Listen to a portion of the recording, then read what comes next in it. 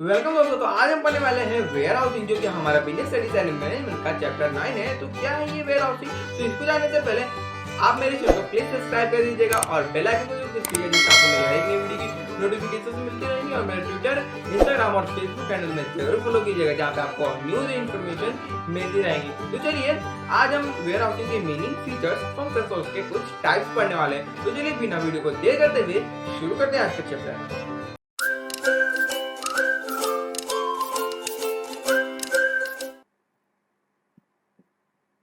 हाँ तो चलिए दोस्तों, आज का वीडियो लेक्चर हम शुरू करते हैं। तो आज के हम पढ़ने वाले हैं क्या भाई?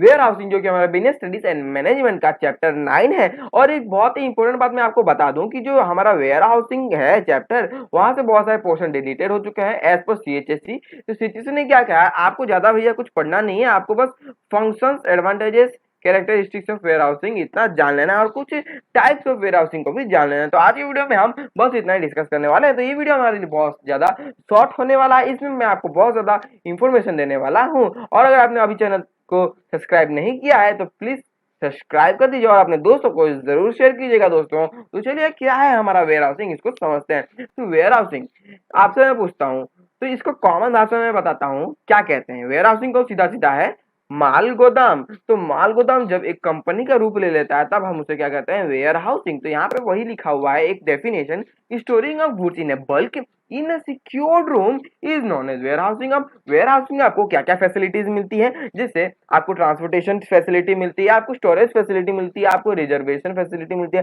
जैसे कि हम ट्रेन में रिजर्वेशन करते हैं सीट की, तो यहाँ पे जगह की रिजर्वेशन होती है कि भाई आपका इतना सामान है, इतने एरिया में अगर कंफर्टेबली आप रख पाएंगे तो आप इतना बुक कर लीजिए, अपना जो एरिया है आप उसके हिसाब से हमको पैसे या फिर फीस दे दीजिएगा। वेयर हाउसिंग, और वेयर हाउसिंग क्या क्या प्रोवाइड करती है, आपके गुड्स को सिक्योर रखती है, सिक्योरिटी के साथ रखती है, फुल अप्रूव्ड रहती है, ये चेकिंग के साथ हर चीज इनका होता है। और ज्यादातर आजकल तो एडवांस टेक्नोलॉजियां आ गई हैं, तो यहाँ पे ज्यादातर टेक्नोलॉजी एडवांसमेंट के साथ ही आपको ये सारी मिल जाएंगी। और वेयर हाउसिंग तो हमने पिछले वाले वीडियोस में भी अपने पढ़ लिए हैं, तो इसको हम थोड़ा लाइटली पढ़ते चलेंगे। फिर भी मैं आपको बढ़िया से बढ़िया इन्फॉर्मेशन देने की कोशिश करूंगा। और एक है, एक मतलब रूल बनाया गया किसके द्वारा भाई, डब्ल्यूएचओ के द्वारा, वर्ल्ड हेल्थ ऑर्गेनाइजेशन के द्वारा, कि वेयर हाउस जो है, आप जैसे कि मान लीजिए ये हमारा ग्राउंड लेवल है, क्या धरती, ये जमीन का लेवल है। तो वेयर हाउस ने, जो हमारे डब्ल्यूएचओ है, डब्ल्यूएचओ ने क्या रेकमेंड किया कि जितने भी वेयर हाउस बने या फिर माल गोदाम बने, धरती से कुल 10 फीट छोड़ के वो 10 फीट ऊंचा वो अपना माल गोदाम बनाए। मतलब यहीं पे वो अपना माल गोदाम ना बना करके एक बड़ी सी, पहले वो एक 10 फीट की एक बेस बनाए, उसके बाद वहां पे वो वेयर हाउस बनाए, जिसके वजह से क्या होगा, उनको उनकी गुड्स की सिक्योरिटी बने रहेगी। किससे? चूहों से, बिल्लियों से, कुत्तों से, जानवरों से और फ्लड से भी इनका चीजें बचे रहेंगे। तो इसलिए डब्ल्यूएचओ ने ये रिकमेंडेशन दी है वेयर हाउस के लिए। ठीक है, तो ये तो आप जान गए। अब हम मीनिंग जान गए वेयर हाउस का, अब चलते हैं अपने फंक्शंस ऑफ वेयर हाउसिंग। क्या क्या फंक्शंस है, एडवांटेजेस क्या क्या है और कैरेक्टरिस्टिक्स क्या क्या है। अगर आप इन चारों के जगह, इन तीनों के जगह पे लिख देते हो, कोई भी अगर मान लीजिए एग्जाम पूछता हो what are the functions of warehousing, तो आप अगर ये सारे पॉइंट्स लिखते हो कोई भी गलत नहीं है। एडवांटेजेस के रूप में भी लिखते हो तो कोई दिक्कत नहीं है यहाँ पे। कैरेक्टरिस्टिक्स के मतलब रूप में लिखते हो तो कोई भी आपको यहाँ पे प्रॉब्लम नहीं आने वाली। ठीक है, तो चलिए हम फंक्शंस ऑफ वेयर हाउसिंग की तरफ चल लेते हैं। हमने जैसे कि पढ़ा कि वेयर हाउस भैया हमको इंश्योरेंस फैसिलिटी देता है, हमको प्राइस स्टेबिलिटी देता है। तो यहाँ पे बस वही डिस्कस करने वाले हैं हम लोग मोटा मोटी। ठीक है, तो क्या है function, facilitates any time and anywhere supply. अब जो हमारा माल गोदाम है, ये एक जगह तो रहता नहीं है, बहुत जगह रहता है। तो हम यहाँ से कभी भी सामान ले सकते हैं और कहीं से भी सामान ले सकते हैं, कहीं से भी सामान खरीद के किसी को भी बेच सकते हैं और कहीं से भी सामान उठा कर किसी को हम सप्लाई भी दे सकते हैं आगे। तो यही है। अब वेयर हाउस मान लीजिए एक देवगढ़ लोकेलिटी में, ठीक है, समलपुर लोकेलिटी में, ठीक है, देवगढ़ और समलपुर में इसका वेयर हाउस है, माल गोदाम है। अब समलपुर से देवगढ़ आने वाला है वो क्या, गुड्स। तो यहाँ पे सप्लाई कभी भी आ गया, मतलब वो कभी भी फोन करके, कॉल करके बोल सकते हैं भाई हमको ये सामान चाहिए, ऑर्डर हमने दे दिया है, आपका पेमेंट चला गया है, आप हमको सप्लाई कर दीजिए।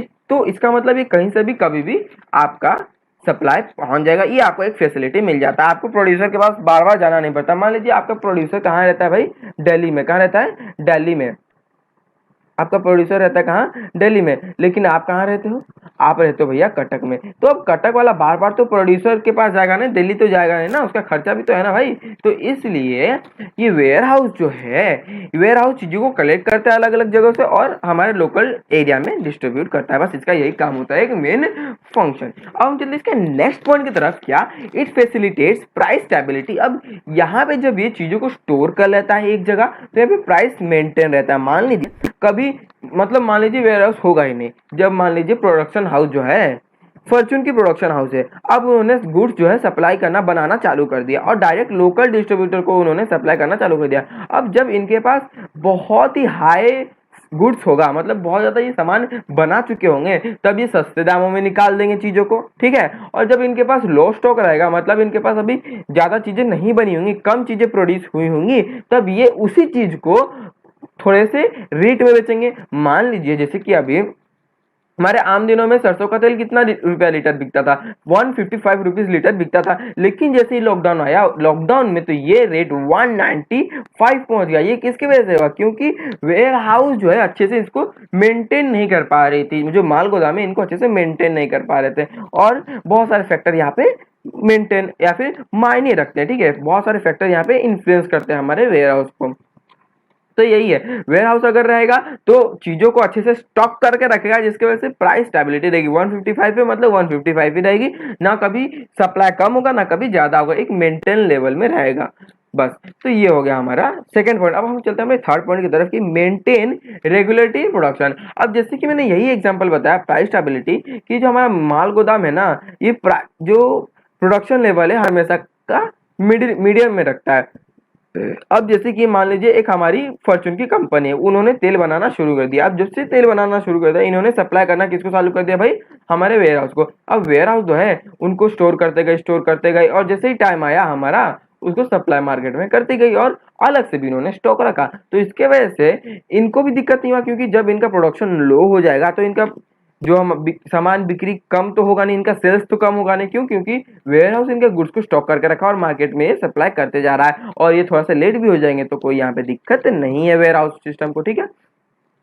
ये हो गया। अब क्या, रिड्यूसेस द रिस्क। अब जो हमारा वेयर हाउस है, ये जो हमारा वेयर हाउस है कहाँ से माल उठाता है भाई, ये देखिए, ये हमारा ये वाला ही वेयर हाउस है, ये डब्ल्यू, जो इसको यहाँ पे मैं लिख दे रहा हूँ डब्ल्यू करके, और प्रोड्यूसर को यहाँ पे पी करके, ठीक है। तो ये जो हमारा वेयर हाउसर है, प्रोड्यूसर से माल उठाता है, इस समय प्रोड्यूसर से। अब इसकी ट्रांसपोर्टेशन फीस ये वेयर हाउस सिस्टम की होती है। अब ये लोग क्या करते हैं, चीजों को बहुत अच्छे से सिक्योर रखते हैं, पेमेंट इनका सिक्योर रहता है, घूस अच्छे से संभाल के रखते हैं ये लोग, और ये डायरेक्ट किसको सप्लाई करते हैं, होलसेलर को ये सप्लाई करते हैं। जैसे कि बहुत सारे होलसेलर हो गए, रिटेलर हो गए, तो इनका रिस्क बहुत ही कम हो जाता है। क्यों, क्योंकि ये सामान को आगे से स्टॉक करके रख लेते हैं, तो इनके पास ज्यादा मतलब भार नहीं रहता। अब मान लीजिए ये चाहते नहीं है कि इनके पास गुड्स रहे, क्योंकि इनका वेयर हाउस सिस्टम है ही नहीं, माल गोदाम इनका है नहीं, लेकिन ये क्या चाहते हैं कि मैं अपने एक माल गोदाम को बुक कर लेता हूँ, अपना जगह हमेशा के लिए रिजर्व कर लेता हूँ, तो यहाँ पे मेरा रिस्क कम रहेगा, उनका ज्यादातर, क्योंकि मैं पैसा दे रहा हूँ तो रिस्क भी उन्हीं का रहेगा, ठीक है।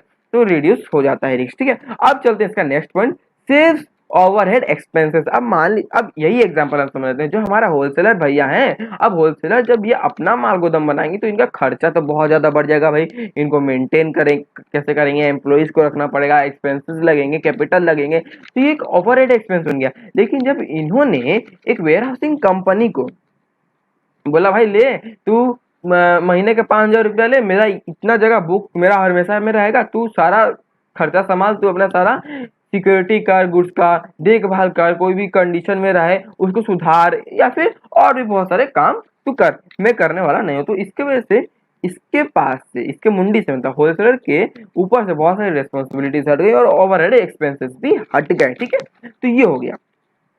अब हम चलते हैं इसका नेक्स्ट पॉइंट की तरफ, क्या, provide facilities to maintain goods. अब ये बहुत अच्छे से फैसिलिटीज प्रोवाइड करते हैं, जैसे कि अगर मान लीजिए फ्रूट्स है, अब मान लीजिए जो हमारा होलसेलर, ये फ्रूट होलसेलर है, तो ये होलसेलर जो है, हाँ फ्रूट होलसेलर है, तो ये इनके पास बोलते हैं, भाई मेरे पास तो वेयर हाउस नहीं है, माल गोदाम तो है नहीं, इससे अच्छा मैं एक cold storage warehouse company के पास जाके ये सामान दे देता हूँ, वो स्टोर कर देंगे। कोल्ड स्टोरेज वेयर हाउस क्या होता है, इसको हम आगे पढ़ेंगे। कोल्ड स्टोरेज मोटा मोटी बता दूं तो वो वेयर हाउस जो कि ठंडे वातावरण मतलब कूल टेम्परेचर में गुड्स को स्टोर करते हैं।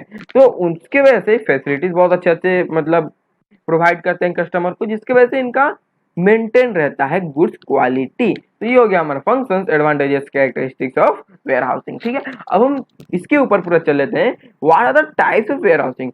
तो हमारे वेयर हाउस के कुल कितने भाई, 6 टाइप से, 6 टाइप से। पहला है हमारा स्मार्ट वेयर हाउस। अभी स्मार्ट वेयर हाउस क्या है, अभी स्मार्ट वेयर हाउस में चीजें ना बहुत सारी ऑर्गेनाइज्ड रहती हैं, बहुत ज्यादा ऑटोमेटिकली होती हैं, ज्यादातर चीजें इलेक्ट्रिकल होती हैं या फिर रोबोट्स के द्वारा होती हैं, फिर मशीन के द्वारा होती है। अब ये जो हमारा सेंसर दिख रहा है, ये सेंसर मतलब ये कैमरा सेंसर है। ठीक है, अब जब भी गुड्स आएंगे एक जगह, मान लीजिए ये सेंसर है, इस पर्टिकुलर एरिया पे इसका ध्यान है, तो अब इस सेंसर को मतलब एआई ने मतलब आर्टिफिशियल इंटेलिजेंस से ये क्या कहा गया, मतलब बताया गया है कि इस एरिया में कम से कम 200 बॉक्सेस आपको वेरीफाई करने हैं एट द टाइम। मतलब 8 मतलब मान लीजिए वेयर हाउस 8 बजे तक अपना सारा कंप्लीट कर लेते सारा काम, तो अब 8 बजे तक इस कंप्यूटर सिस्टम में, एआई सिस्टम में बता दिया कि भाई 8 बजे तक यहाँ पे 200 डब्बे आपको मिल जाएंगे, तो आप इसको स्कैन कर लीजिए। तो यहाँ पे जो सेंसर है, वीडियो स्कैनर सेंसर, ये मतलब उसको स्कैन कर लेता है कि हाँ भाई यहाँ पे 200 डब्बे है या नहीं, अगर नहीं है तो वो अलर्ट भेज देगा कहाँ पे, मेन कंट्रोल रूम में। तो यहाँ पे सेंसर बैठाया जाता है, बहुत ही स्मार्ट है, स्मार्ट वेयर हाउस इसलिए तो है। और दूसरा क्या कि यहाँ पे जो लोग होते हैं, मतलब जो काम करते हैं यहाँ पे वर्कर्स, ये वर्कर्स के ऊपर भी बहुत सारे छोटे छोटे क्या बोलते हैं, सेंसर्स लगे होते हैं, बहुत सारे सेंसर। देखिए यहाँ पे इसके जैसे दिखा रहा है, यहाँ पे इनके बाजुओं पे एक सेंसर छोटा सा लगा हुआ है, जो कि रियल टाइम बताता है कि ये हमारे वर्कर हैं, कहाँ पे गए हैं, अभी माल आ रहा है कि नहीं। छोटे इनके गाड़ियों पे भी सेंसर लगा रहता है कि अभी गाड़ी कहाँ पे है, माल कब पहुंचेगा, कब मैं स्टोर करके यहाँ से जाऊंगा। और यहाँ पे टेम्परेचर मेंटेन रहता है, कोई भी एनवायरनमेंट हो, अगर सर्दी का मौसम है तो गर्मी में रख लेंगे, गर्मी का मौसम है तो सर्दी में, सर्दी के टेम्परेचर में रख लेंगे, मतलब कूल टेम्परेचर में रख लेंगे। तो यहाँ पे ये इसलिए स्मार्ट है क्योंकि ये टेक्नोलॉजी के हिसाब से चलता है। और क्या, यहाँ पे आपको पता चल जाएगा। अब आप एक मोबाइल मान लीजिए, ये स्मार्ट वेयर हाउस है, ठीक है, क्या है, डीएचएल जो हमारी कंपनी है, वेयर हाउसिंग कंपनी। अब इन्होंने क्या कहा, एक अपना सॉफ्टवेयर एप्लीकेशन बना दिया कि भाई जो भी हमारा होगा हम अपना सॉफ्टवेयर पे अपलोड कर देंगे। अब मान लीजिए कोई कस्टमर है, ठीक है, अब जो कस्टमर है उसने क्या सोचा, ये चेक कर लेते हैं वेयर हाउस में अभी जगह है या नहीं। तो जब वो अपने स्मार्टफोन को खोलेगा और चेक करेगा कि डीएचएल जो है स्मार्ट वेयर हाउस, उसका हम देख लेते हैं क्या क्या अभी उसका सिचुएशन है, उसमें स्टॉक रह भी पाएगा या नहीं। तो वो उसको आसानी से पता चल जाएगा कि अभी माल गोदाम में कितना स्पेस खाली है, उस हिसाब से वो रिजर्वेशन कर पाएगा। और वैसा ही जैसे कि मैंने बताया, छोटे छोटे गाड़ियों में भी सेंसर लगे होते हैं, तो ये इसलिए ही स्मार्ट वेयर हाउस कहलाता है। ठीक है फ्रेंड्स, तो ठीक है स्टूडेंट्स, अब हम चलते हैं अपने next type of warehouse की तरफ। जो अब ये जो हमारी डिस्ट्रीब्यूशन वेयर हाउस होती हैं, ये एक डिस्ट्रीब्यूशन चेन है एक तरफ से। ठीक है, तो ये एक वेयर हाउस दूसरे वेयर हाउस को माल सप्लाई करता है, डिलीवरी करता है। फिर ये जो मतलब छोटे छोटे वेयर हाउसेस होते हैं, डिस्ट्रीब्यूशन सेंटर्स, अब ये डायरेक्ट 4-5 छोटे छोटे वेयर हाउस होते हैं और एक जगह डायरेक्ट स्टोरेज होके आते हैं बहुत बड़े वेयर हाउस सेंटर पे। ठीक है, तो डिस्ट्रीब्यूशन वेयर हाउस हम उसी को कहते हैं जो कि छोटे छोटे हब से, छोटी छोटी दुकानों से माल को कलेक्ट करता है, डिस्ट्रीब्यूट करके मतलब कलेक्ट करके लाता है और छोटे छोटे मतलब व्यापारियों को बेचता है या फिर वहां पे सप्लाई करता है। तो इसी को बोलते हैं डिस्ट्रीब्यूशन वेयर हाउस। और distribution centre and warehouse, अब मान लीजिए ये डिस्ट्रीब्यूशन सेंटर भी और वेयर हाउसिंग भी करते हैं। जैसे कि ये छोटे छोटे प्रोडक्शन यूनिट से माल कलेक्ट करके लाएं, इकट्ठा करके लाएं और एक डायरेक्ट बड़ा सा मतलब बहुत बड़ा वेयर हाउस में ये लोग कलेक्ट कर लिए, स्मार्ट वेयर हाउस में जैसे कि, और उसके बाद वो लोग डिलीवरी दे दिए कहाँ पे भाई, डिस्ट्रीब्यूशन सेंटर, बहुत सारे डिस्ट्रीब्यूशन सेंटर में ये लोग जमा कर दिए। अब ये डिस्ट्रीब्यूशन सेंटर से लोग अपना अपना वेयर हाउस से माल ले लेते हैं, एक पर्टिकुलर पर्सन। ठीक है, तो ये हो गया हमारा डिस्ट्रीब्यूशन वेयर हाउस। तो अब हम चलते हैं अपने next type of warehouse की तरफ, क्या भाई, बॉन्डेड वेयर हाउस। अब ये क्या टाइप का हमारा वेयर हाउस है, अब ये टाइप का जो हमारा वेयर हाउस है बॉन्डेड वेयर हाउस कुछ ऐसा है। ठीक है, तो हमारे जो फॉरेन कंट्रीज होती हैं, फॉरेन कंट्रीज से माल आता है, ठीक है, डायरेक्ट प्रोडक्शन होके फॉरेन कंट्रीज से आता है। उसके बाद शिप पे से ये लोग जमीन पे उतारते हैं, ये तो भाई मतलब नॉर्मल सी बात है। उसके बाद कस्टम डिपार्टमेंट वाले उस चीज को देखते हैं, प्रूव करते हैं कि ये चीज जो है लीगल है या फिर इलीगल है। बहुत सारे लॉ फॉर्मेलिटीज पूरी करनी पड़ती है। उसके बाद ट्रांसपोर्ट से होकर के माल गोदाम मतलब वेयर हाउस में आता है और वहां पे फिर स्टोर किया जाता है। पूरे चीजों की एक एक चीज की इंफॉर्मेशन नॉलेज पूरा रिकॉर्ड किया जाता है एक जगह, उसके बाद स्टोर किया जाता है। उसके बाद इनका जिन कंपनी के साथ साठगांठ रहेगा या फिर जिन स्टोरेज कंपनियों के साथ साठगांठ रहेगा, वो वहां से उनको बोल देंगे भाई माल आ गया, आप माल ले लो, यहाँ से छुड़वा लो, ठीक है। उसके बाद best bounded warehouse company limited से ये लोग अपना माल सप्लाई कर देते हैं। उसके बाद क्या होगा, जब सप्लाई कर देते हैं तो सप्लाई जब आया कहाँ से भाई, गाड़ी से ही आएगा, ट्रांसपोर्ट होके आया, ट्रांसपोर्ट होके आया, उसके बाद कहाँ पे स्टोर हो गया, ये कस्टमर्स वेयर हाउस में स्टोर हो गया। छोटे छोटे कस्टमर वेयर हाउस, मान लीजिए बहुत बड़ी बड़ी कंपनी है, अब ऐसे ही 4-5 कस्टमर वेयर हाउस होंगे तो वहां पे डिस्ट्रीब्यूट गुड्स अपने करते हैं। फिर ये गुड्स वाले कस्टमर वेयर हाउस वाले उस गुड्स को कस्टम वाले से क्लियर करवाते हैं, मतलब सारे देखते हैं कि ये लीगल है या फिर इलीगल है। बहुत सारी लीगल फॉर्मेलिटीज पूरी करनी पड़ती हैं अगर आपने को दूसरे देश को मतलब बेचना है। तो यहाँ पे हमारा ये इंटरपोर्ट ट्रेड काम आता है, जैसे कि दूसरे देश से हमने गुड्स खरीदा, स्टोर किया और फिर अपने ही देश से दूसरे देश को फिर उसको सेल कर दिया। तो ये हो गया हमारा इंटरपोर्ट ट्रेड, एक इनडायरेक्ट वे में हम इसको पढ़ रहे हैं बॉन्डेड वेयर हाउस। तो ये पूरा एक फुल प्रोसेस है। और जो हमारा पूरा बिजनेस स्टडीज बुक है ना, ये कहीं एक पर्टिकुलर फील्ड का नहीं है, ये एक ऐसा बस एक झाल मुड़ी है। बस यहाँ से आपको एक एक चीजों को पिकअप करके यहाँ पे बताया जा रहा है, नहीं तो आपको प्रैक्टिकल नॉलेज तो फील्ड में उतर के ही मिलेगी, ठीक है। अब उसके बाद ये सारी चीजें फिर से टर्मिनल सर्विस मतलब जहाँ से इंपोर्ट होता है या फिर एक्सपोर्ट होता है गुड्स, वहां पे जाती है, जैसे कि शिप, जैसे कि पोर्ट पे जाती है, ट्रांसपोर्ट से अगर जा रही है तो ट्रांसपोर्ट से जाती है, ट्रक से जाती है, बसेस से जाती है, ट्रेन से हो रहा है तो रेलवे पे जाती है। उसके बाद ये जो सारी चीजें हैं अबोर्ड चली जाती है, अबोर्ड मतलब बाहर विदेश में चली जाती हैं। तो ये हो गया हमारा पूरा बॉन्डेड हाउस का सिस्टम की सामान कैसे आता है, स्टोर किया जाता है, उसके बाद कंपनी के साथ उनको डीलिंग कर दिया जाता है। फिर वो कंपनी वाले जो कस्टम वेयर हाउस वाले उसको लीगल फॉर्मेलिटीज से कंप्लीट करते हैं, उसके बाद उसको एक्सपोर्ट कर देते हैं किसी और कंट्री को, ठीक है। अब हम next type of warehouse की तरफ चल लेते हैं, क्या भाई, pack and ship warehouse. अब ये pack and ship warehouse से नाम से पता चल रहा है कि ये जो कंपनी है माल इनके पास आता है, पैक करती हैं और इनको डिलीवरी कर देते हैं, डिलीवरी कर देते हैं ये डायरेक्ट। तो यहाँ पे भी बस वही बताया गया, ये चीजों को रिसीव करते हैं किसी वेयर हाउस से, फिर उसको प्रोसेस करते हैं कि क्या क्या गुड्स से कैसे कैसे, इसमें कुछ मॉडिफिकेशंस भी डाल देते हैं कंपनी से, राइट लेके, कॉपीराइट लेके कि भाई हम आपका गुड्स में थोड़ा सा मतलब मॉडिफिकेशन करके अलग किसी कस्टमर को दे देंगे। और इसके साथ साथ वो लीगल फॉर्मेलिटीज भी पूरी करते हैं बहुत सारे। उसके बाद उस गुड्स को पिक करते हैं मतलब उठाते हैं, ठीक है, मतलब अपने वेयर हाउस में रखने के लिए। उसके बाद जब कस्टमर ऑर्डर करता है तो ये पैक कर देती हैं और उसको स्टोर कर देती हैं एक जगह में। उसके बाद जब एज पर कस्टमर रिक्वायरमेंट ये उस चीज को शिप कर देते हैं, मतलब किसी और को दे देती हैं ट्रांसपोर्टेशन के द्वारा। तो ये हो गया हमारा pack and ship warehouse. और इसके हमारे जो जितने भी हमारे इसके एडवांटेजेस डिसएडवांटेजेस हैं वो हमने पहले डिस्कस कर लिए, function, advantages and characteristics of warehouse में। अगर आपको और डिटेल में वेयर हाउस के बारे में जानना है, इसके साथ साथ इंश्योरेंस पॉलिसी, तो मैं आपको वीडियो में लिंक दे दे रहा हूं, आप जल्दी से जाके देख लीजिए, ठीक है। अब next type of warehouse क्या है हमारा, कोल्ड स्टोरेज वेयर हाउस। जैसे कि मैंने आपको वीडियो के इनिशियल मतलब रिकॉर्डिंग में ही बता दिया था कि जो हमारा कोल्ड स्टोरेज वेयर हाउस है वहां पे हमको क्या क्या फैसिलिटीज मिलती है। हमको रूम टेम्परेचर जो होता है वहां पे कंट्रोल रहता है, मतलब गर्मी के सीजन है ज्यादा तो यहाँ पे आपको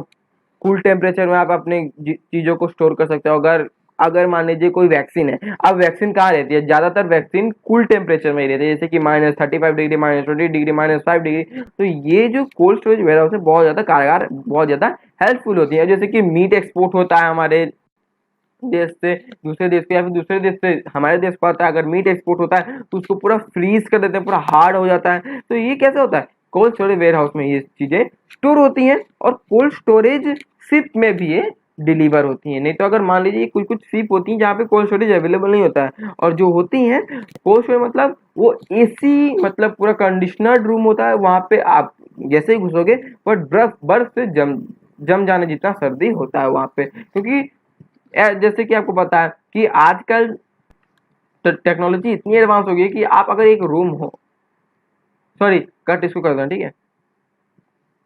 तो जो हमारा कोल्ड स्टोरेज वेयर हाउस है वो क्या चीज का वेयर हाउस है भाई, वहां पे हम अपने जैसे फूड आइटम्स हो गया, मीट हो गया, या फिर वैक्सीन हो गया, मेडिसिन हो गया, ये सब वहां पे स्टोर होते हैं, क्योंकि वहां पे रूम टेम्परेचर कूल करके यहाँ पे दिया जाता है। अब क्या इससे मतलब बेनिफिट होता है हमको, इससे बेनिफिट ये होता है, मान लीजिए अब जो मीट है, अब मीट अगर मतलब ऐसे नॉर्मल वेयर हाउस में रह गई तो मीट तो खराब हो जाएगा ना, स्मेल करेगा, लेकिन जब उसको हम फ्रीज कर देते हैं, पूरा फ्रोजन हो जाता है वो, तो बहुत ही उसका ड्यूरेबिलिटी हो जाता है, लॉन्ग लास्टिंग कर देता है। तो इसके वजह से हमारा cold storage warehouse invent हुए हैं, और ऐसे बहुत सारी कंपनीज है जो वेयर हाउस रन करती हैं, ठीक है। अब हम इसका next and last type of warehouse की तरफ चलते हैं, जो कि सभी वेयर हाउस का एक पार्ट ही है, on demand storage warehouse. अब कोई भी वेयर हाउस है बड़े से बड़ा, अब ये वाला जो पार्ट है हमारा उसमें रहता है ये on demand storage warehouse. अब ये जो कंपनियां होती हैं अपनी चीजों को इतना अच्छे से ज्यादा स्टोर कर ही रहती हैं कि जब भी जरूरत होगा चीजों का या फिर कोई भी रिक्वायरमेंट होगी गुड्स की, तो ये हम एक्सपोर्ट या फिर इंपोर्ट कर लेते हैं। इतना हो गया भाई क्लियर। ऑन डिमांड मतलब जब भी डिमांड होगी उस चीज की तब हम उसको एक्सपोर्ट या फिर डिलीवर कर देंगे। तो ये हो गया हमारा पूरा वेयर हाउस का फंडा। तो चलिए टाटा बाय बाय एंड सी, और पढ़ते रहिए क्योंकि पढ़ना बंद तो बनना बंद।